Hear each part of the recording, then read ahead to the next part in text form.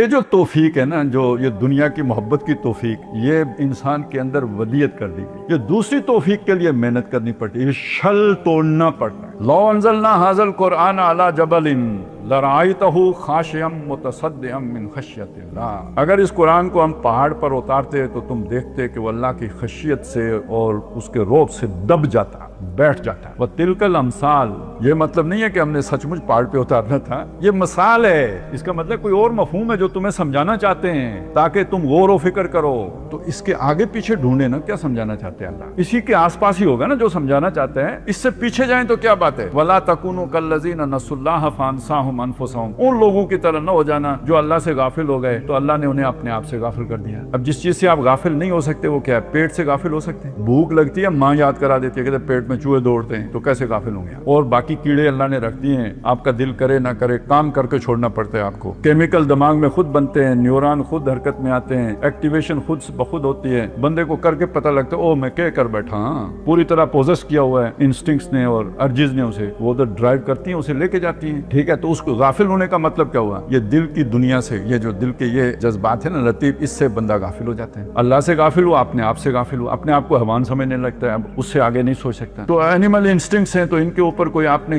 قدغن کیوں لگانی ہے؟ پھر فری سیکس سوسائٹی ہونی چاہیے، یہ تمیز، رشتوں کی تمیز اور نعتوں کی، یہ کیا کوئی کتے بلے کو اس طرح کی تمیز ہوتی ہے؟ تو انسان کے اوپر اضافی یہ مصیبتیں لادنے کی کیا ضرورت ہے؟ آزاد کرو انسان کو ان بوجھوں سے اور ان جھنجھٹوں سے، اور وہ جدھر مرضی منہ مارتا پھرے۔ یہ ہوتا ہے بھول جانا، اپنا اصل مقام بھول جانا اور اپنے آپ کو حیوان کے ساتھ ایسوسیٹ کر لینا۔ اس کا نتیجہ کیا نکلے گا؟ دوزخ میں جاؤ گے۔ محنت کرو گے تو جنت میں جاؤ گے، تو یہ دونوں برابر نہیں ہے۔ اب ایک بہت بڑی چھلانگ لگا کے نا اس کا انجام بتا دیا، یا دوزخ میں یا جنت میں۔ تو اب مصیبت یہ ہے کہ ہم تو جکڑے ہوئے ہیں اس کے اندر، تو یہ جبلتوں کا یہ پہاڑ توڑنے کیسے؟ او بیوقوفو، یہ قرآن یہ پہاڑ گرا سکتا ہے تو تمہاری جبلتوں کا پہاڑ توڑنا اس کے لیے کیا مشکل کام ہے؟ اب لعلہم یتفکرون یوں کر کے اس کو جوڑ کے دیکھیں گے تو سمجھ آئے۔ اور پھر کیا ہوگا آگے؟ اس کے فوراً بعد اللہ تعالیٰ کی صفات کا ذکر ہے، جس کا مطلب یہ ہے کہ انسان کے دل کو اللہ تعالیٰ نے جو اللہ کی یہ صفات آگے بیان ہو رہی ہیں ان کا کوئی پرتو اور کوئی عکس انسان کے دل میں رکھا ہوا ہے۔ سافٹ ویئر انسٹالڈ ہے، فنکشنل نہیں ہے۔ یہ قرآن کی غذا جب اسے ملے گی وہ فنکشنل ہو جائے گا، اس کے اندر وہ عکس آ جائے گا، اللہ تعالیٰ کی صفات کا عکس اس کے اندر پیدا ہو جائے گا۔